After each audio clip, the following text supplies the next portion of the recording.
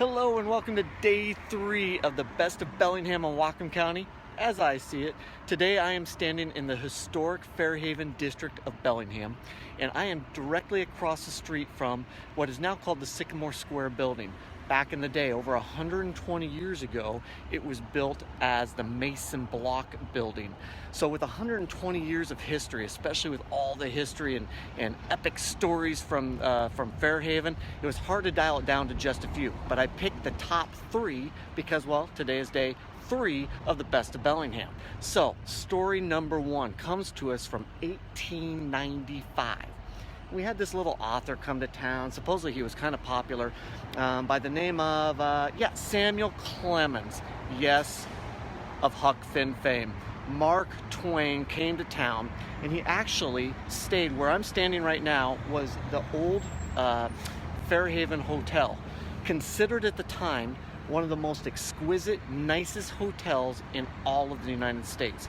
At one time was called the best, most fanciest, awesome place west of Chicago and north of San Francisco. So you know this place was dialed in.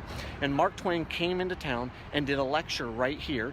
And so let's just pan around and take a look at what the Fairhaven Hotel looks like today.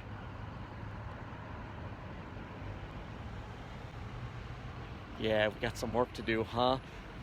It was really gorgeous, but you'll have to take a peek. But he stayed there that night. But when he got done with his lecture, he ventured across, went up to the 4th floor of the Mason Block building, now the Sycamore Square building, to the Cascade Gentlemen's Club for an after-lecture drink.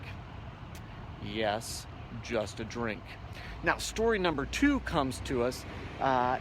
In all the years since, this building here, and actually all of Fairhaven, has become a hub of activity for the paranormal. Yes, ghosts. And so the Sycamore Square building is no exception. In 1892, on the 4th floor, a couple lived there, and it is rumored that the one ghost that you see walks the Sycamore building wearing a green velvet dress.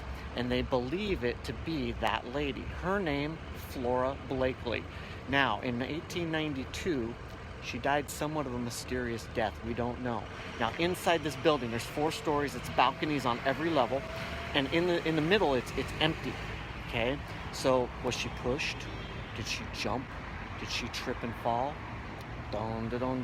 We don't know. It just adds to the mystery. But supposedly, she haunts this building and actually moves chairs around, and they all tend to end up facing out towards the windows looking outwards. So I don't know. Now, what's very interesting and kind of creepy too is she also had her funeral in the courtyard of the same building. So did she plunge to her death and the funeral in the same place?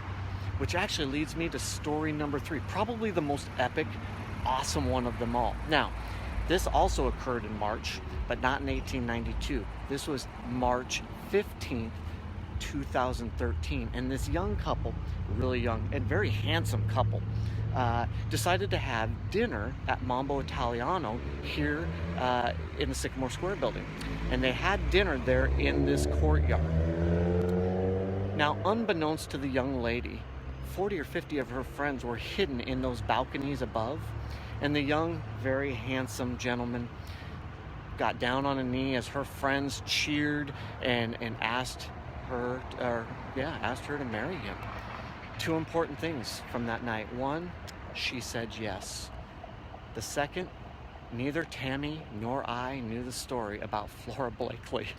Thank goodness to know that we got engaged where, this lady, this ghost, may have plunged to her death and then actually had her funeral there. But good news, we're still married. We think Flora must have, given us a thumbs up for that, so that's good. So, from Mark Twain, the ghost of Flora Blakely, and Sean Hackney, that's day 3 of the best of Bellingham and Whatcom County. Where will day 4